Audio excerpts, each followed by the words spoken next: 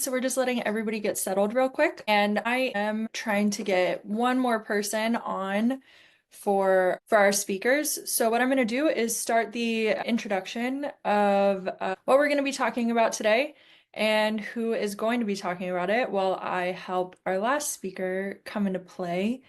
And Itzik and then Lalit, I will let you to introduce yourselves. Today we are going to be talking about how AI agents impact non-human identities and the attack surface. So it's going to be really actionable. We're not going to talk about hypotheticals here, and we have great speakers joining us.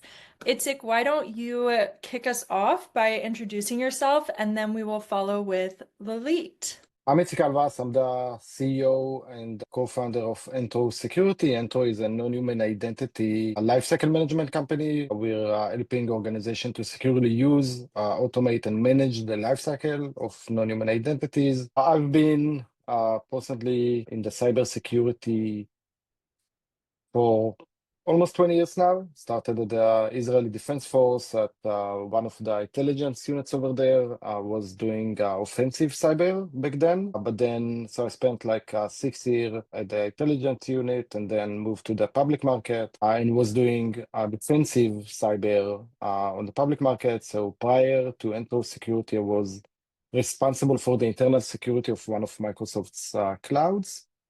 The Defender Cloud under Microsoft. I managed the entire security over there. Prior to that, I was a Chief Information Security Officer at an healthcare services company. And unfortunately, I was breached multiple times in the past by non-human identities. And the last time at Microsoft, we had an event over there. They stole code. It was a major, huge attack on Microsoft resources. And I was trying to figure out how can we better secure non-human identities like service accounts and API keys and so forth. One thing led to another, and I started Dento that was the first pioneer in the non-human identity lifecycle market. So pleasure to be here, and thank you for the opportunity. Lalit, would you like to continue? Yeah, thanks, Itzik. Hi, everyone. My name is Lalit Choda.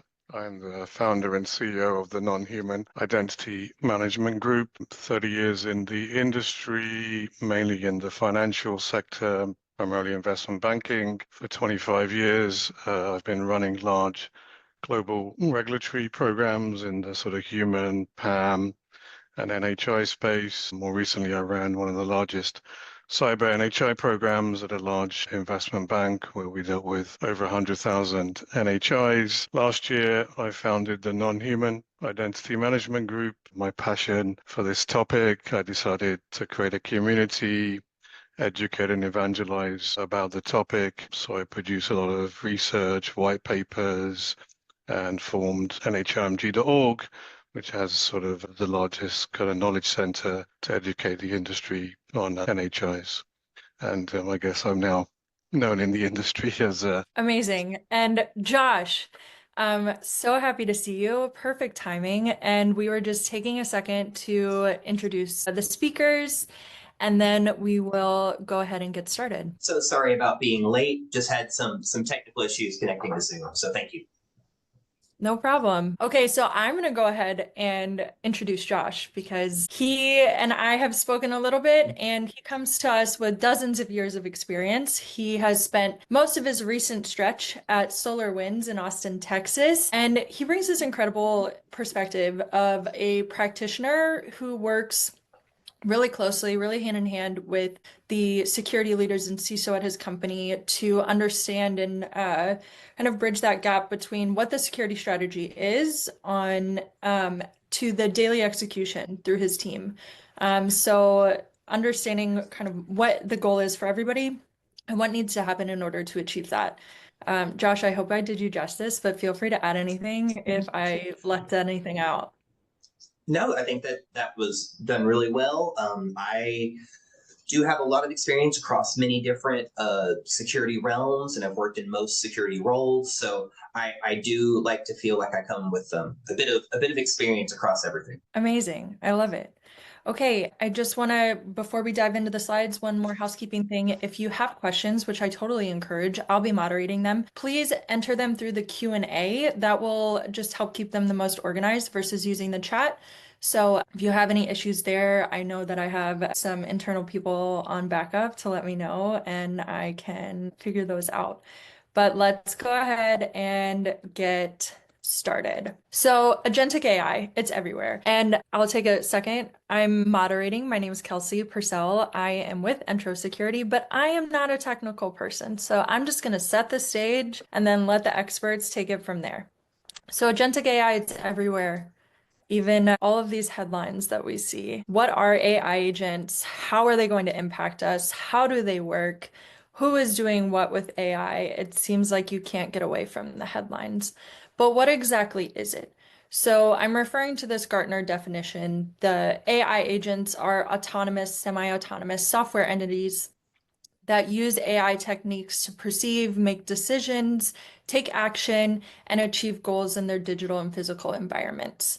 Capable of planning, breaking down large goals into smaller, manageable tasks, and optimizing processes based on past experience or user behavior.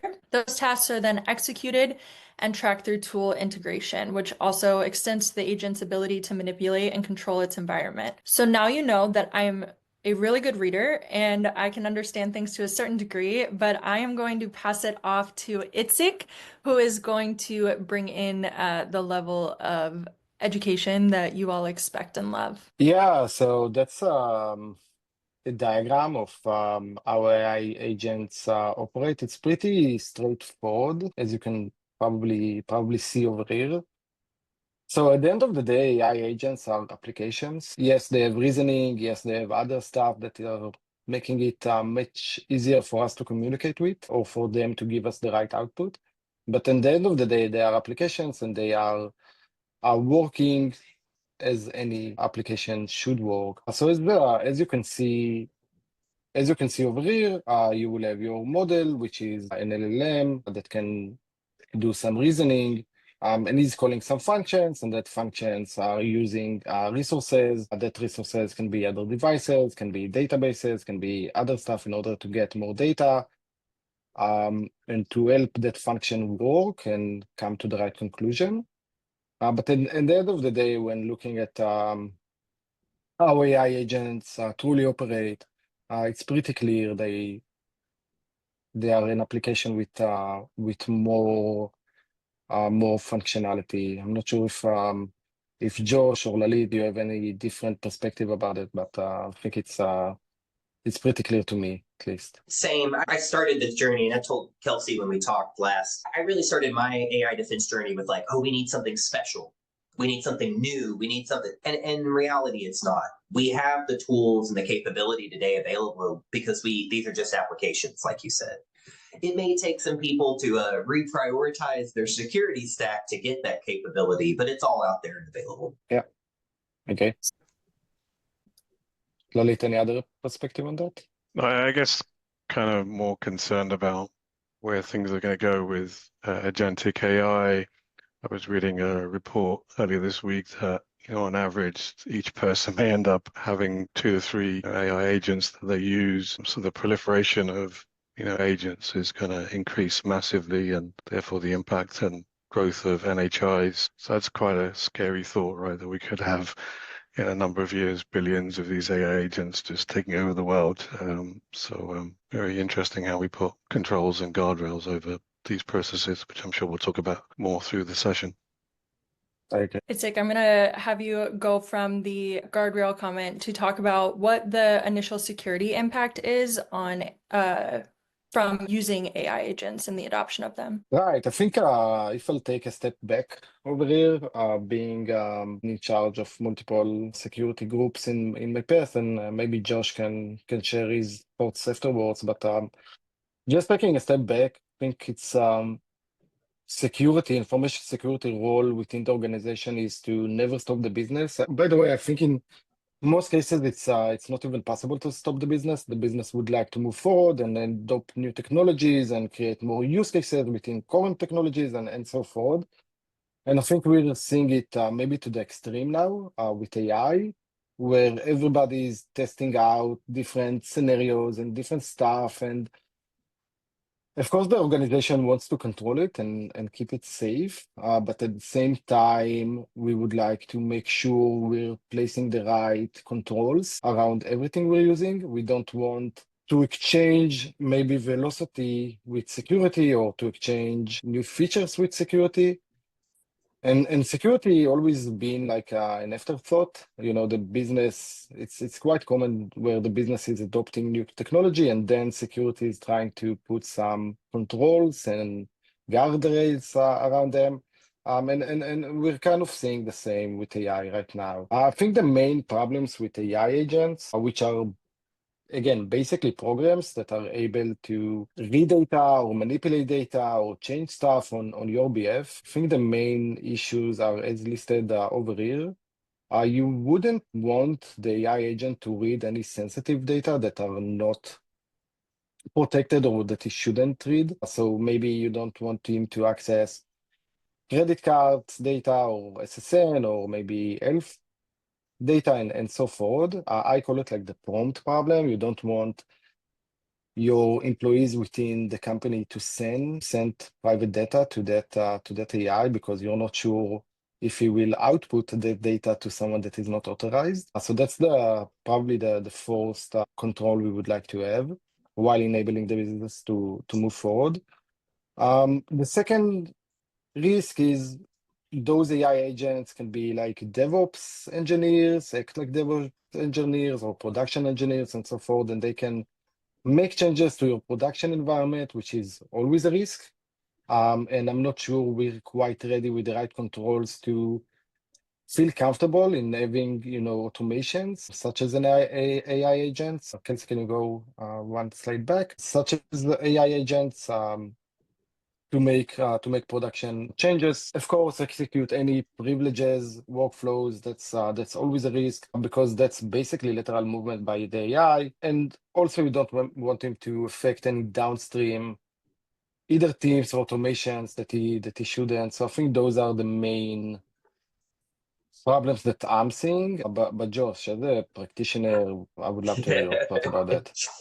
Yeah, I think you hit on some really important things. I'm kind of jotting down some notes so I can remember, keep up, because I know this is a dense topic. So in my conversations kind of amongst our team and the research I've done, a couple things kind of keep coming up. Now, while we did say, yeah, these are just applications, they are more like little intelligences in the application. So the problem becomes the velocity and the kind of formatting of the input.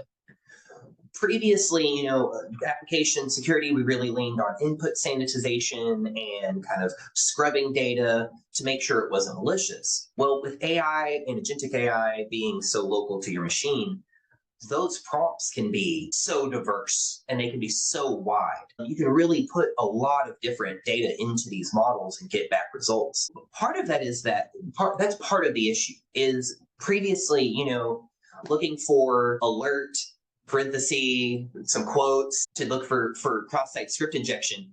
Cool. Is very limited range of the data that can be put in. But with AI models and agentic AI, it's just that reliance goes away. So that was one thing I really thought. And the next is around that visibility. As I've looked at many AI defense tools, things like generative AI firewalls in particular, you're really starting to see two flavors. You're starting to see the agent base. Well, now we have agents watching agents. You have this kind of inspector agent looking at all of the AI traffic going out. And then in other models, you have a SWG or a central web gateway or secure web gateway where all your traffic is getting routed to that. I think you're going to see that visibility is going to force people's hands on how they manage their security stack and how they gain that visibility. Really, if you're not unpacking every SSL packet at your defense perimeter, or if you're more zero trust, maybe you're doing it in a central web gateway or a secure web gateway.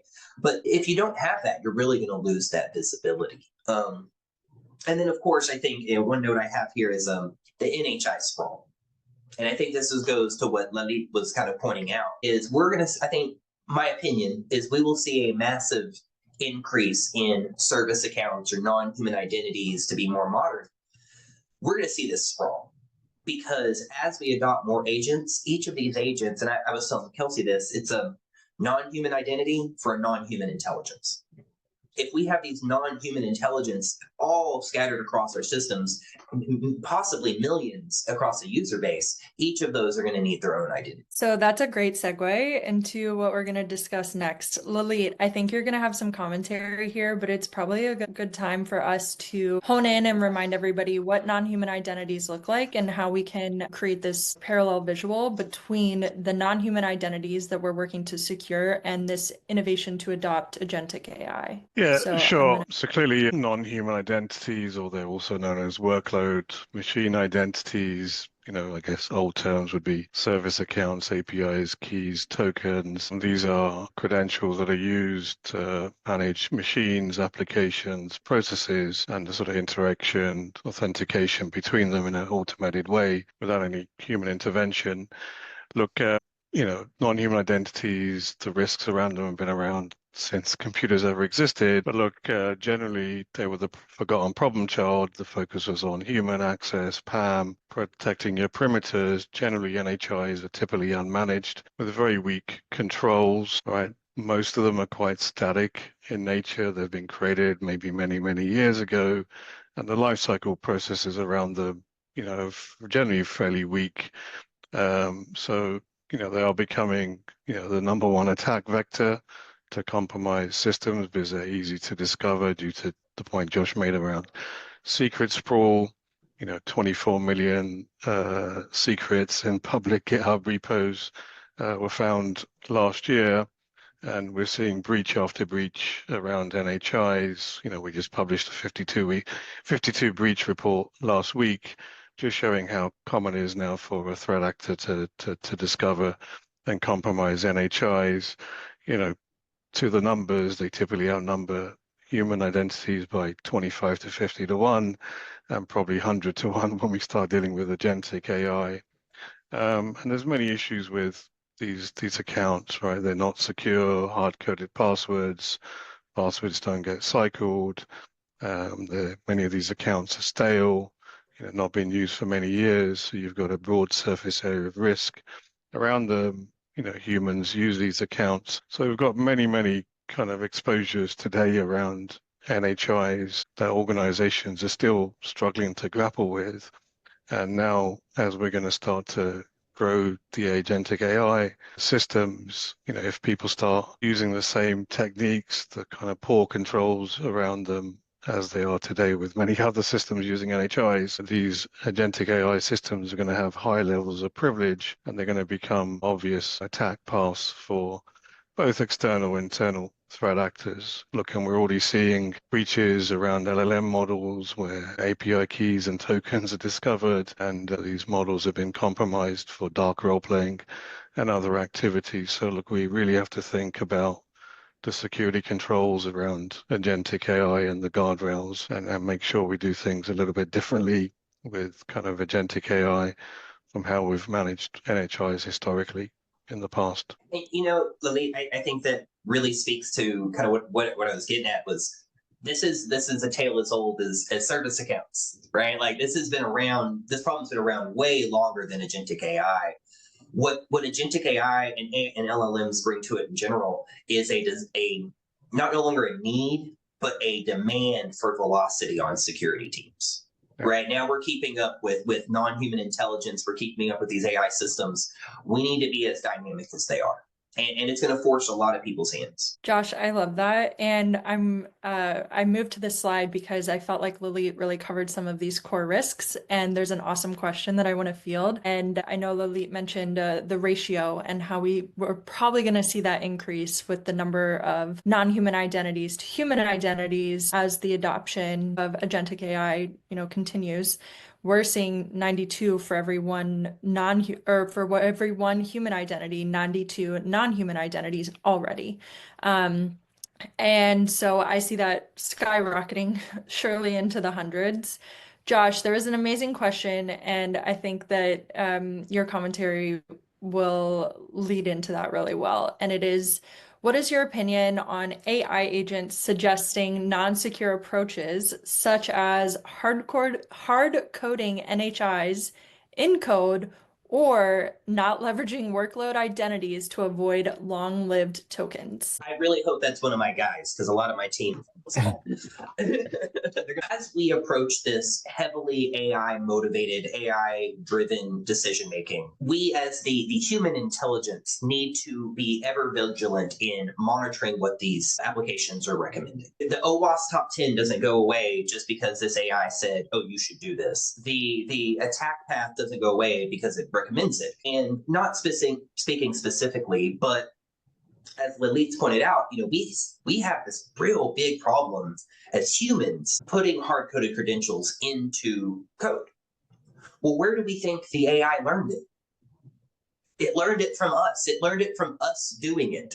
So the longer we lean on these AI models being trained off of public data sets that have a lot of errors in them, have a lot of problems in them, we're going to continue to see AI making suggestions that are biased or might be a hallucination. I think it's the overextension of trust for these systems that's going to become a major kind of social topic. So don't do it. In short, don't listen. In short, don't listen to it. Yeah.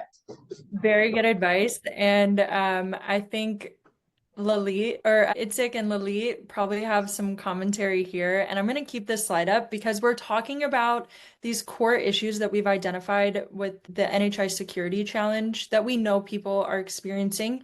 And one of them is the unencrypted credentials, the credentials that are hard coded. Malicious actors are able to find. And then we talk about the speed and the learning and the autonomy of AI agents. I can only imagine. So I would love to hear Itzik and Lily if you have anything to add to Josh's response. Yeah, of course. First of all, I completely agree. The AI definitely learned it from our own bad behavior. Secrets are being exposed everywhere by developers, DevOps, SREs, and everybody that needs to either create them, use them, permission them, and so forth. Unfortunately, they are sending them over Slack and other committing them into code and CI/CD pipelines. So at the end of the day, the AI learns and do the same. Again, I think that the problem is twofold. One of them is the prompt problem that I said earlier. The AI can either suggest to expose private data, in our case, credentials, secrets, and non-human identity that grants permission over our most sensitive environments, which is a huge problem. And the second problem is that AI needs to operate within our environment, right? That agentic AI needs to do stuff, it needs to read data, it needs to write data and so forth. So it has its own set of non-human identities, which you need to figure out how can you monitor and understand how it's operating, what it's doing, is everything allowed, is everything is doing is something according to your own standards.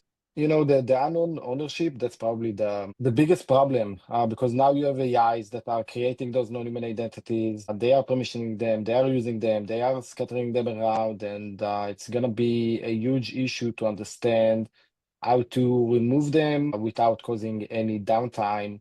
And that's going to be definitely the biggest problem. Idle tokens, I haven't seen any agentic AI clean up after himself. And once it stop using that non-human identity, basically going and deleting him. So yes, definitely there are a lot of security practices that agentic AIs are not following, and with the rapid pace of how it's being moved and used, and how many non-human identities it's creating, it's definitely going to be a severe problem. Itzik, you said something that made my hair stand up on my arms because I'd not really thought about it because it's so far out of anything I would ever do. But agentic AI systems creating their own non-human identities. Yeah. While I tend to keep account creation, account deletion, always something that security professionals should be aware of, persistence inside your network, and we could go on and on about that. But if I'll tell you right now, if we had an AI come across that, hey, we want this to manage our identities, that would be a hard sell for me. I'm cool with it doing a lot of things, even some maybe network management, firewall management. The creation of identities that'd be a long conversation with whoever requested it. Yeah, no, I agree, but at the end of the day, I'm seeing a lot of DevOps agentic AI popping up, companies that are doing that. And basically what they are doing, what they are selling is, I'm gonna manage your infrastructure, I'm gonna manage your Terraform and so forth. What does it mean to manage your Terraform? It means you're gonna create non-human identities. And what does that mean? That the agentic AI will create non-human identities, and he can do a bunch of stuff with it. Sometimes it's in hidden form. I mean, just a couple of other And things to add.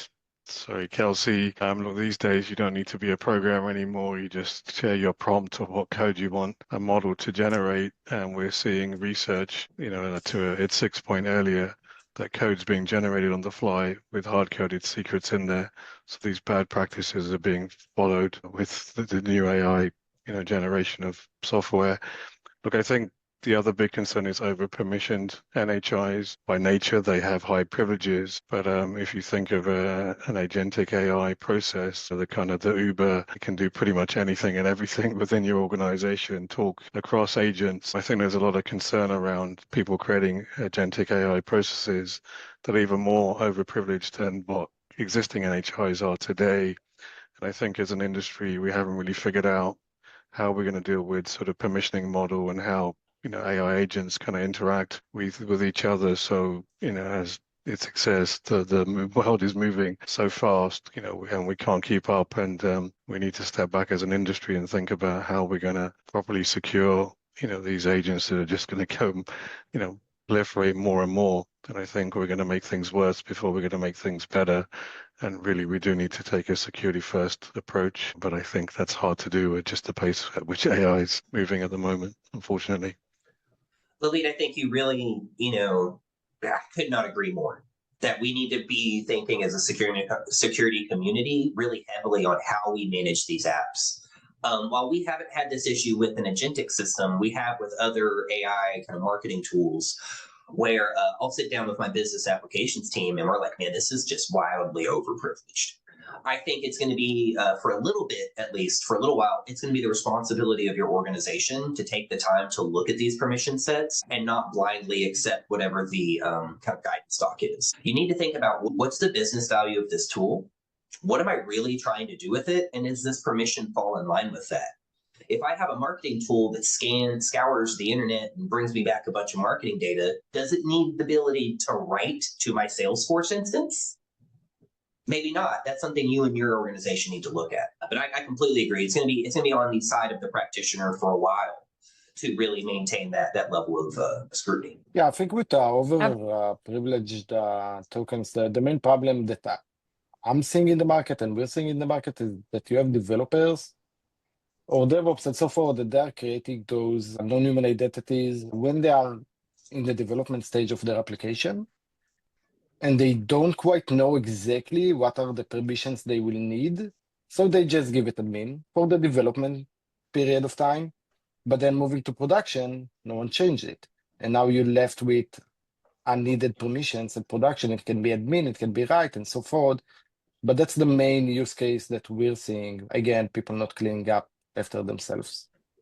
And I keep going back to this, like this is the same problem that we've seen for forever. But when GitHub announced the fine-grained access tokens, I think this is really hitting on this topic of overprivilege. I can create a personal access or a private access token or personal access token in GitHub, and that thing has the same rights I do. No matter what it's used for, it's got the same rights I do. Now with the fine grain, they can really specify and limit that privilege. We're going to need to see a lot more of that from the industry.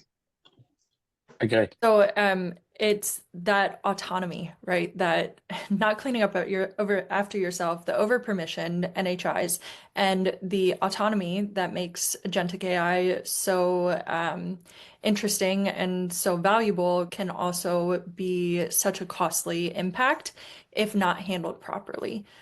So Josh, before we move on, because I do think that we're really identifying this parallel between AI agents and non-human identities.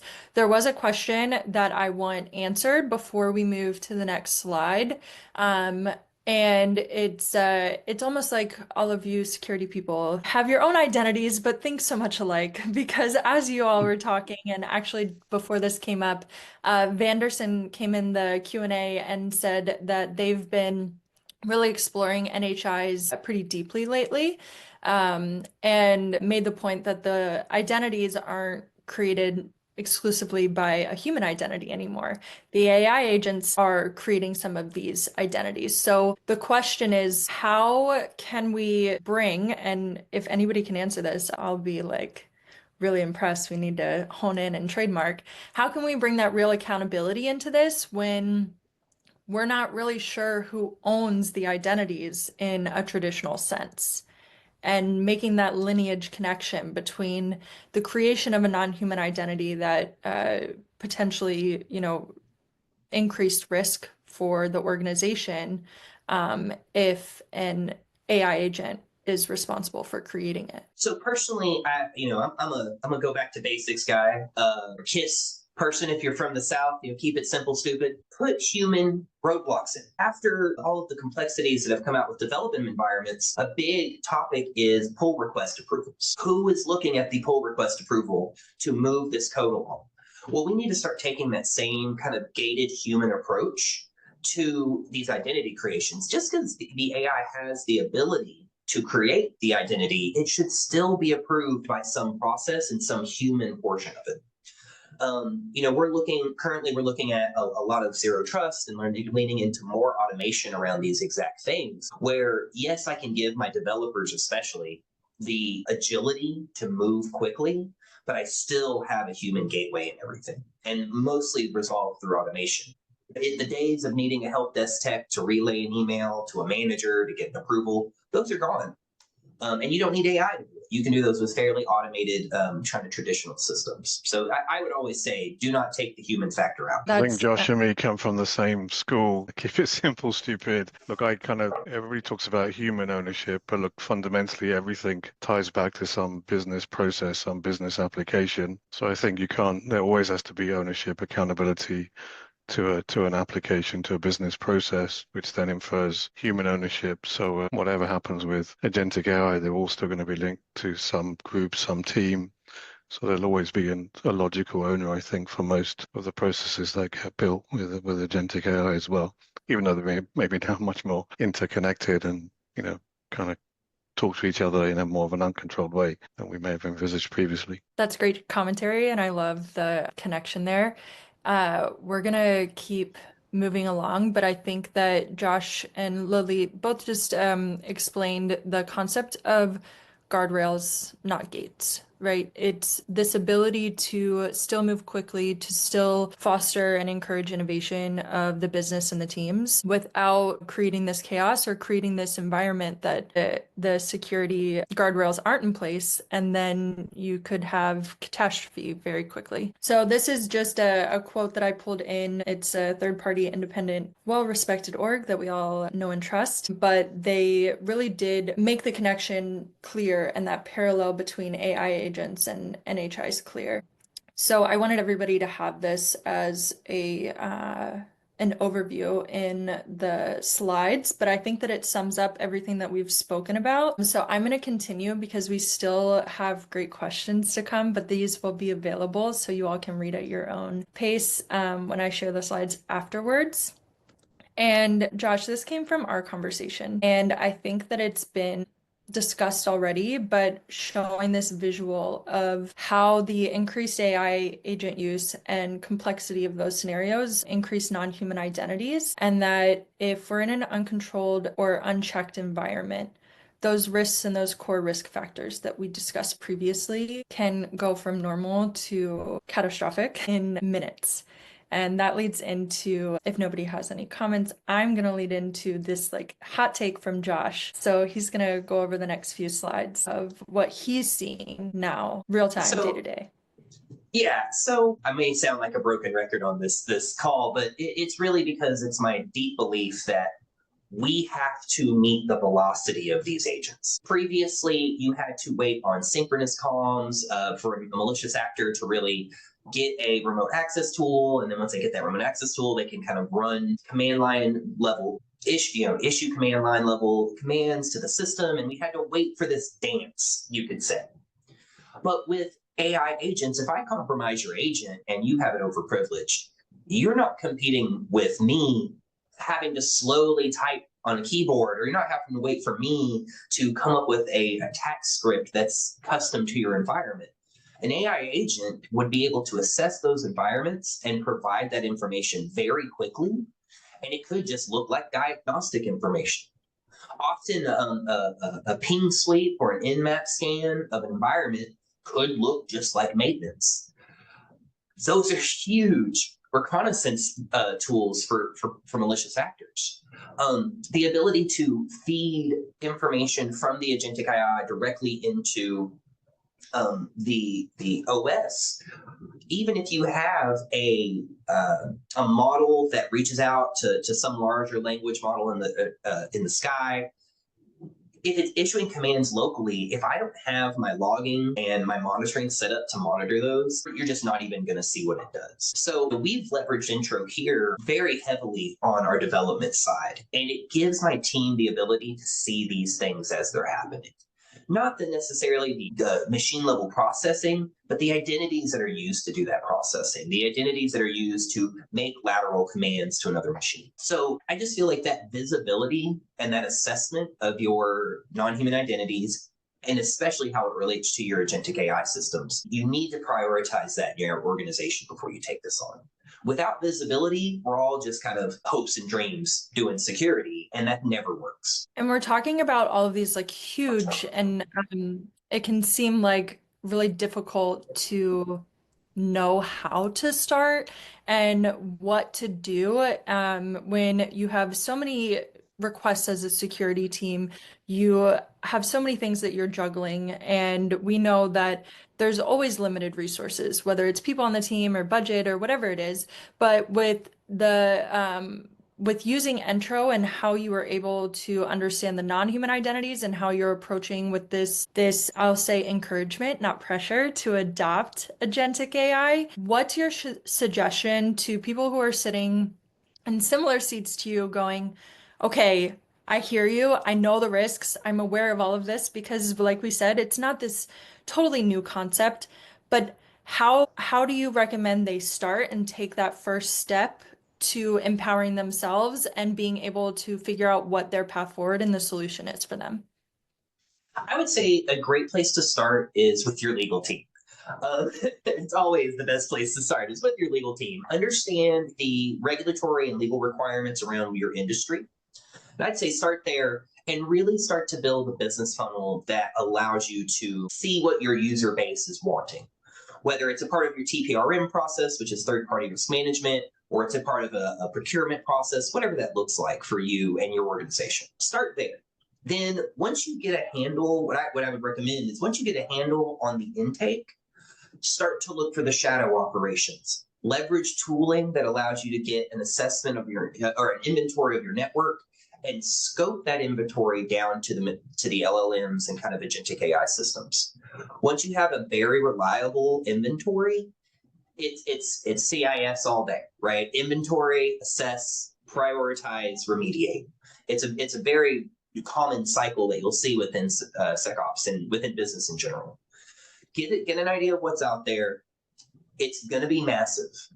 So start to understand your business criticality and the security criticality that your organization has the appetite for. If you're a highly stringent environment, you may be looking at every app.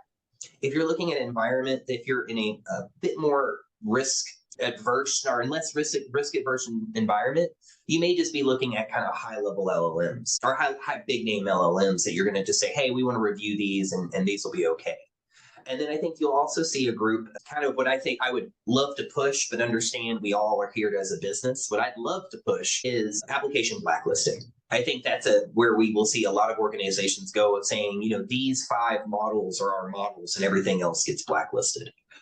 That'll become very difficult, and that I think we will see that in highly security demanding environments. Yeah, I think that's where I would say inventory, assess, prioritize. Yeah, it'll be interesting to see how they balance the innovation with the security and depending on the organization and what's required of them. I will move on to the next slide. And I think that this is just the bow that ties it all together, that cherry on top of what you have been saying, but we're going to reemphasize it. Josh, if you don't mind, just really bringing it on home. Sure. So as I was talking to Kelsey earlier this week or last week, all this is going to do is increase our attack surface, and it's going to increase it in not just width but depth. And I know that's kind of weird to say about attack surface, but right now, any new application, agent, AI or otherwise, is going to increase your attack surface. Everything has risk with it. But what I mean by depth with agentic AI systems is the depth of capability within that system, which goes across this entire call that we've had. If I have an AI that has the exact same capabilities as I do as a user, how are we as security professionals supposed to distinguish between that behavior? So what we'll see is not only a much wider attack surface, we will see a much more impactful attack surface with agentic AI. Okay. Well, I think just to add to that, I think look, as more and more human functions get taken over by agentic AI processes, we have to have very tight controls, guardrails around what we're developing, back to basics, access control, least privilege. I think many people are familiar with the risks around agentic AI and LLM in terms of, if you've got access through your NHI, you can hijack control systems, you can do data poisoning, you can cause models to create inputs that evade the correct paths. It's not the old days where you had a simple API and your process could only do one thing. You give it an input, you get an output. Now, it's so flexible. The data you can give in as prompt, the data that comes out can vary significantly. So I think, then people can, from the data, infer data as well. So just all the controls and guardrails around now, agentic AI have to be much, much tighter than I think anything we've done previously. I think we need to ensure, we look at things like zero standing privileges, zero trust. Make to Josh's point, we need to monitor these agentic AI processes even more for doing, anomalous kind of activities. So there's a lot more, I think, that we need to think about. And I think back to basics, policies, processes, you need to be very clear as an organization. What are the controls you're going to put around, agentic AI? They're going to be your crown jewels. So they need to have the tightest controls around them. Lalit, Yes. I want to touch on something as we get into these guardrails because it's perfectly aligned with it. You said zero trust. And I think that is exactly where we need to go with this, is we need to treat these as any other identity and monitor the trust we extend to them, the privilege we extend to them, and treat them as if they are already compromised. So when we talk about the guardrails, not the gates, the reason that we put so much detail into this and are having such a involved discussion is because we want to marry the information that we're giving you and not kind of just be Chicken Little, if I'm dating myself, where, running around and saying, this is a big problem, this is huge, but what do we do with that? What does guardrails, not gates actually mean? And to you all's point, we can't stop business. Innovation needs to continue because we're all trying to reach goals. And we also have to understand that when we go back to basics, what the environment looks like now versus what it could look like if we do adopt agentic AI and we do have, the issues that we didn't flag beforehand with over-permissioned NHIs, and then those grow at such an unprecedented rate. How do we get a handle on that? And how do we help everybody who is a security leader and helping manage this and solve this problem? How do we help guide them to create these guardrails and not just put up gates immediately, find that balance between business and security? I'm kind of famous around our office for saying, I'm not going to tell you no, I'm going to tell you not like that. Exactly. I try to always be a solutions-driven security architect or engineer or whatever your role is. I'm here to be useful to the company. Not just, yes, security, yes, I need to keep everything secure, but yes, I also need to understand we're here for a reason. So often I'll say, hey, sure, you want to automate some process within the build pipeline, but you can't give it full permissions. It still needs a human gateway. It still needs this. So I think taking that mentality will really serve a lot of security professionals well. We're known as the office of no. I want us to be known as the office of not like that. I completely agree. And I think it's, with any new technology, definitely with AI that is doing stuff that sometimes we're not aware of exactly what they're doing. I think that it's even easier to go to the no and not like that. But I do think that we listed, or Kelsey listed some of the stuff over here that will give us the ability to do not like this, or basically to enable the business to work as fast as they would like, while having the proper security oversight to make sure they are doing that with the right security measures. There's a few more minutes left, and we're getting some good questions, and I think it's related to the conversations that we're having. So one of them, Itzik, I'm gonna go with you because it's specifically about how somebody is currently using Wiz integration. Shameless plug, we are partnered with Wiz as of last week, and we're taking their DSPM solution with our NHI capabilities, but they want to understand how that can help with the discovery of maybe what data the NHI has access to, what data or potential guardrails you want to put around AI agents if they're creating NHIs. Is it personal sensitive data? How does that integration overlap, and how do you see it impacting this conversation, if at all, right now?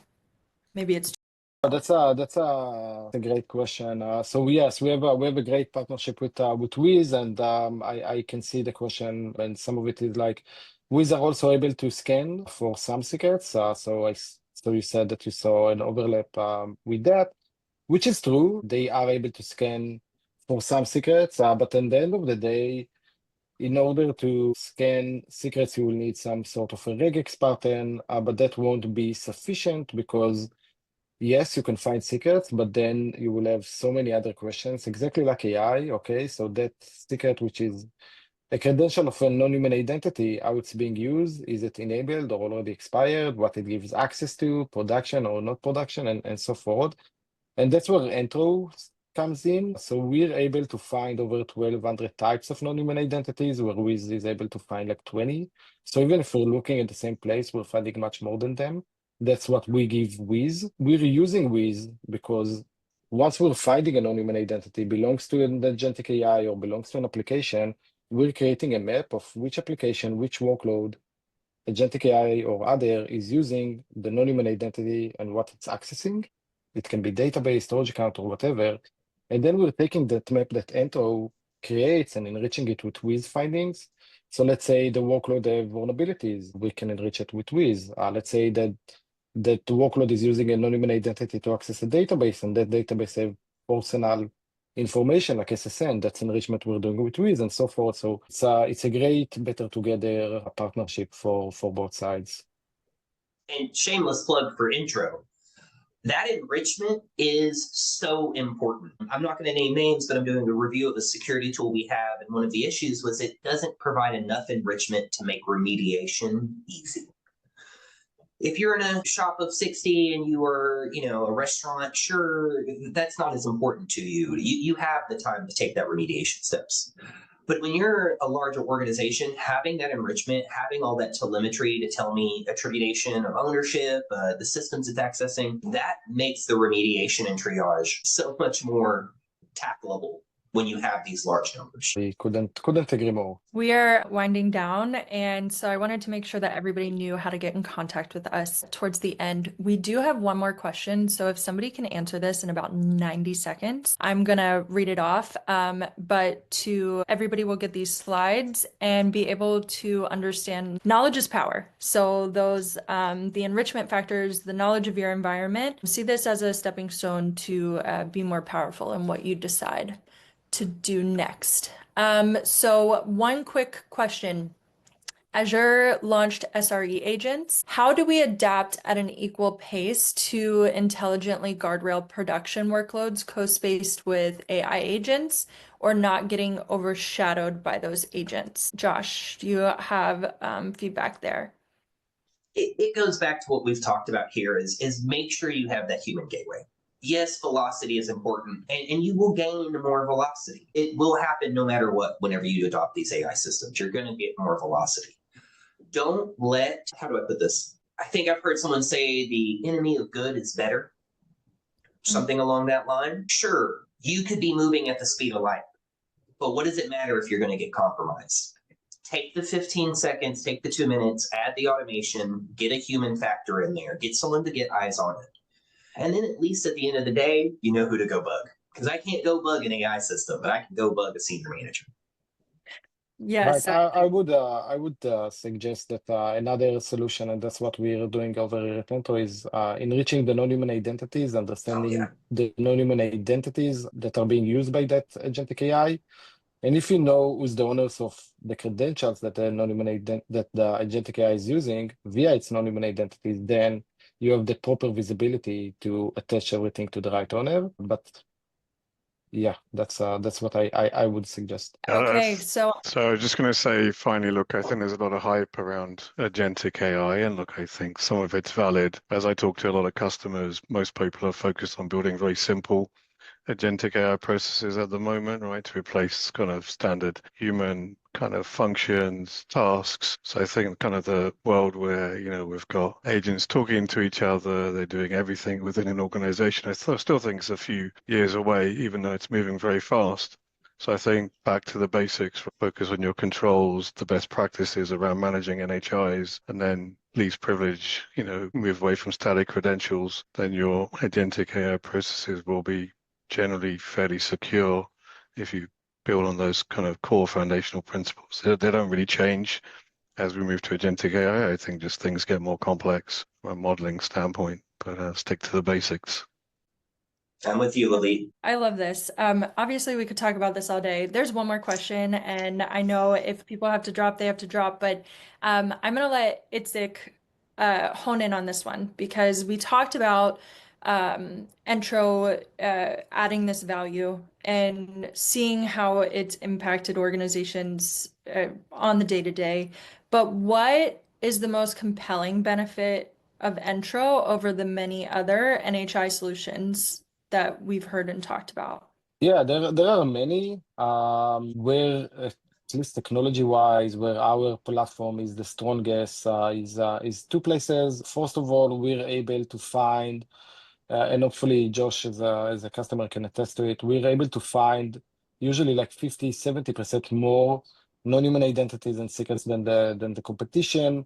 That's we have an amazing algorithm, Entropy out of Entropy. Those non-human identities usually are long randomized strings, highly randomized strings with high entropy, and that's why we call them entro. And we can find many more than the competition. And the other one is the abnormal behaviors. So for every non-human identity, we're enriching it, we're creating the map, but we're also tracking the activities of each and every one of them.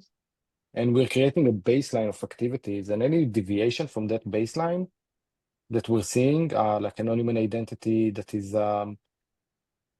and I'll give you an example. Maybe someone is using your non-human identity out of North Korea, but you're not doing business from North Korea. That's going to be an abnormal behavior. That's going to be something we're going to flag. We're going to prevent and so forth. So abnormal behavior is another a huge capability where we're strongly leading. Amazing. And I think that that really ties into some of the conversations that we had around not putting gates, but putting guardrails, understanding what's happening in your environment and empowering the team to have human intervention or, have the automatic processes based on human decisions made and what needs to be done in order to keep things secure. So we've gone 3 minutes past. Talk about this forever. Hopefully we do this again soon. And I want to thank everyone for joining and thank you to the speakers. This was a really good discussion. I hope that you all enjoyed it as much as we did, but thank you all so much. Any last comments? Speak now.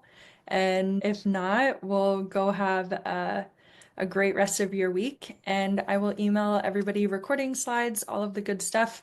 And please keep in contact with our speakers. Follow the Entro Security page. We include a bunch of industry information. And I know that Itzik, Josh, Lily, NHI Management Group, they all post news that we need to know about as well. So thank you all. I hope you have a good rest of your day. Yeah. Thank you Thank all. you. Thank you all. I appreciate it. Bye.